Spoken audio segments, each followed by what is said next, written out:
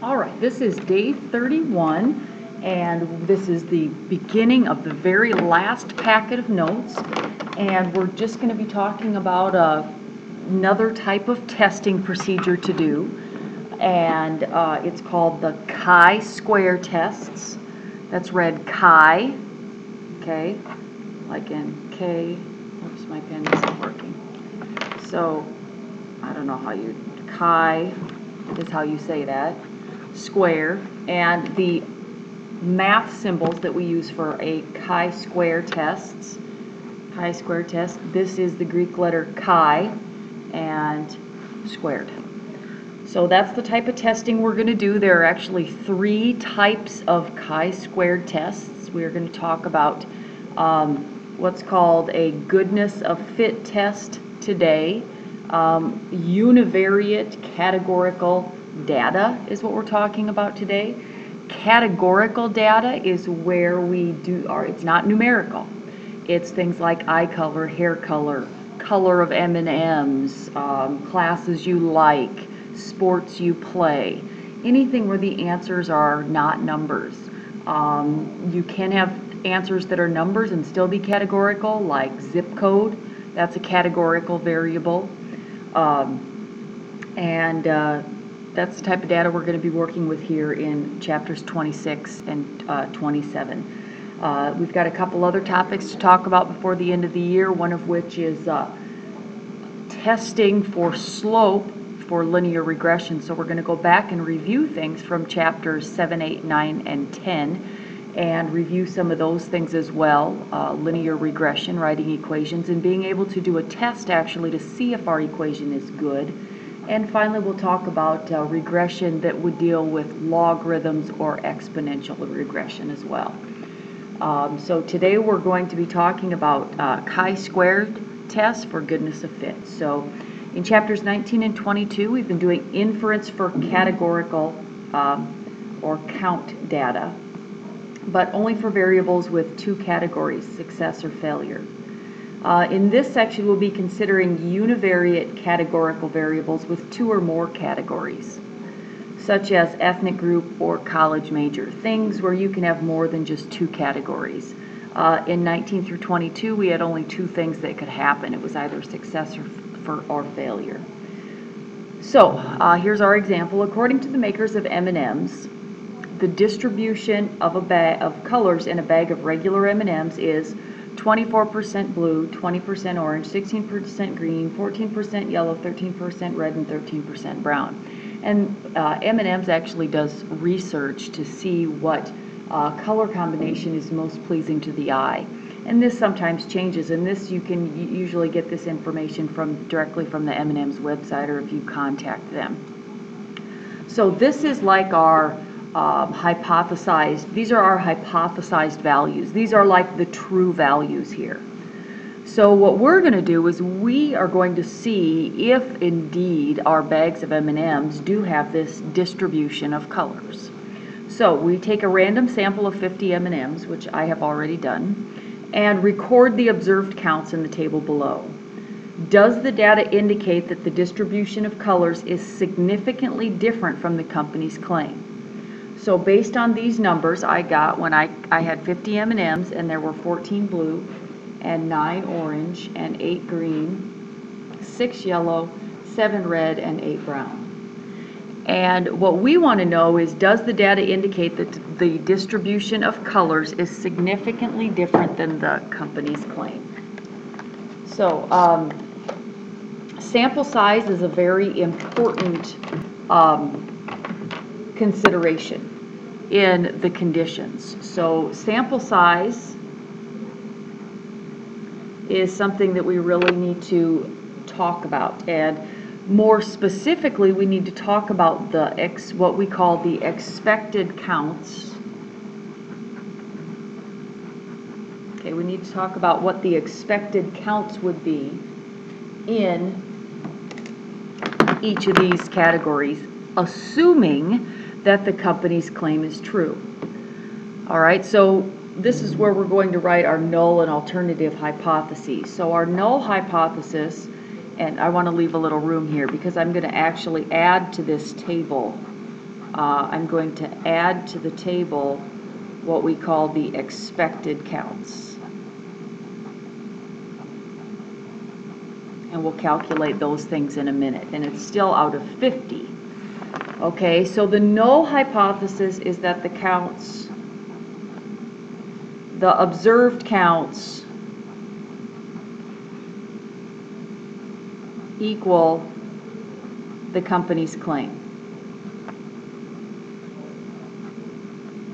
Okay, our null, whenever we're doing a chi-squared test for goodness of fit, the null is that whatever we observe is equal to the true value, the expected counts. Expected counts is kind of like the true value, the hypothesized value. Okay, that's what the expected counts are. The observed counts are like your sample, your p-hat, your x-bar, from things we've done in the past. So the null is that the counts, observed counts, are equal to the company's claim, and the alternative hypothesis is that they are not. Okay, the observed counts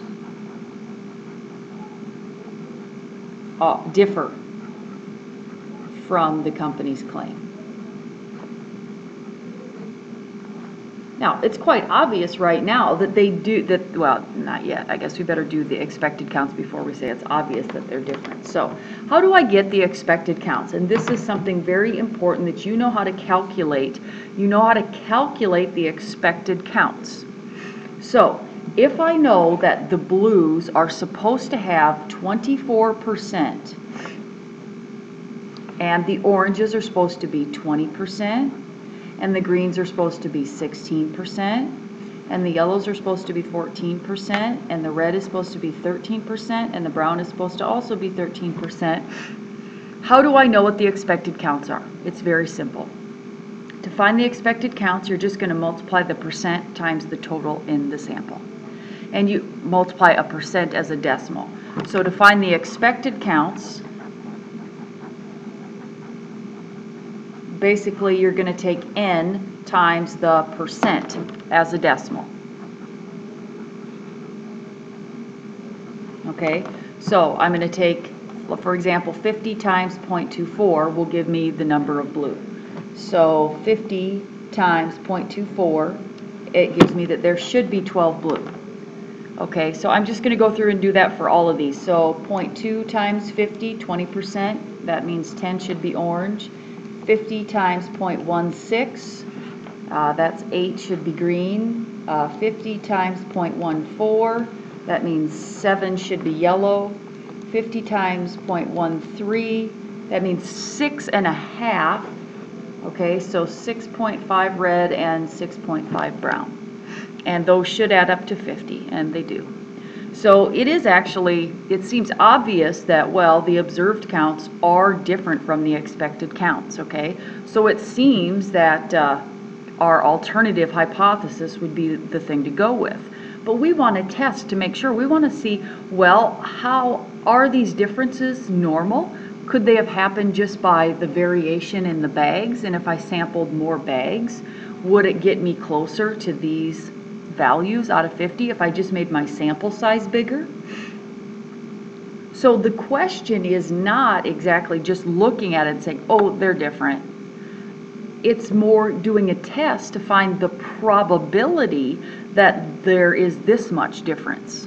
And maybe it's not that much, because these are right on, and this is only one off, and these are pretty close. This is the only one that's a little far off. So what we want to see is how far off are these? Are we surprised by how far off they are? So what we're going to do is a chi-squared goodness of fit test. Okay, that's the type of test we're going to do. And our test statistic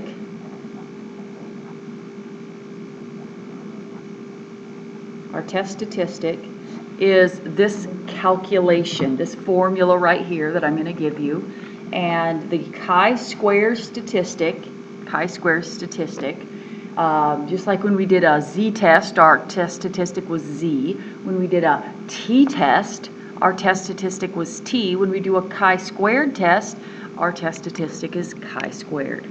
So the formula for this is the sum of every single value from here, every single cell, of the observed value minus the expected value, quantity squared, divided by the expected value.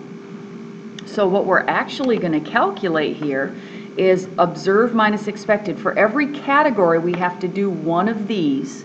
For every category up here, we do one of these, and then this means add them all up afterwards. So our chi-square statistic will be the first observed, 14 minus 12, and squared, divided by the expected, divided by 12, plus, go to the next box, 9 minus 10, quantity squared, divided by 10, plus 8 minus 8, quantity squared, divided by 8. Okay, then plus 6 minus 7, quantity squared, divided by 7. Observed minus expected, and then divided by the squared, divided by the expected. So 7 minus 6.5 squared, divided by 6.5, plus 8 minus 6.5 squared, divided by 6.5. And then we're going to calculate this value. And when we do this calculation, I just type this all into my calculator. I get 0.9608. All right, so what we need to learn how to do next is how do we interpret this value? What does it mean for us? How do we decide whether to reject the null or fail to reject the null? So we'll take a look at that in just a minute. So on the top of the next page, we have our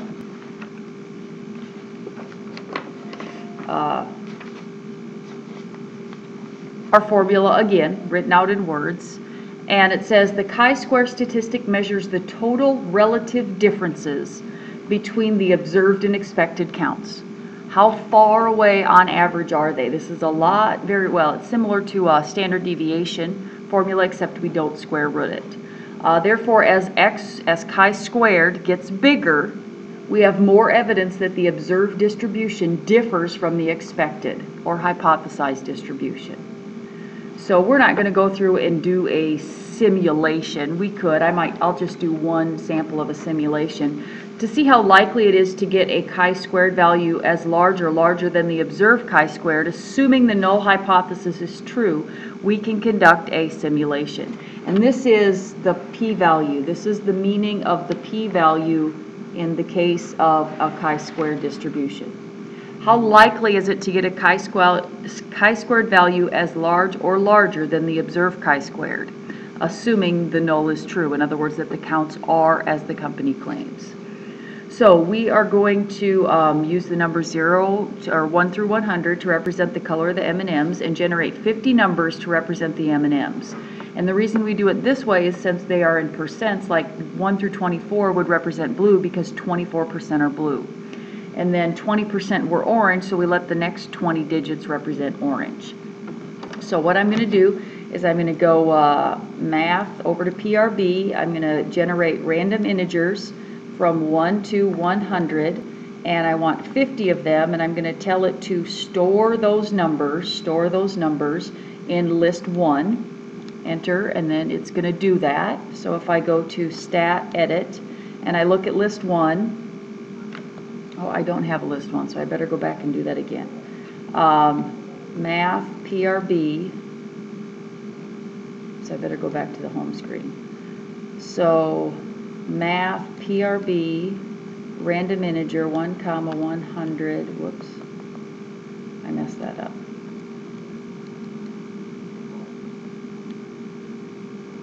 1 comma 100 comma 50, and then I'm going to store that. I guess I have a list 2, so I'll store that in list 2, and then I'm going to go to stat. I'm going to actually sort in ascending order my list so that when I go to my list and look at it, it'll tell me exactly when I go down. I want to stop when okay, so 1 to 24, there were 16 of those, so I had 16 blues, and then I had, go up to 44. I'm going to have to finish this on the next video.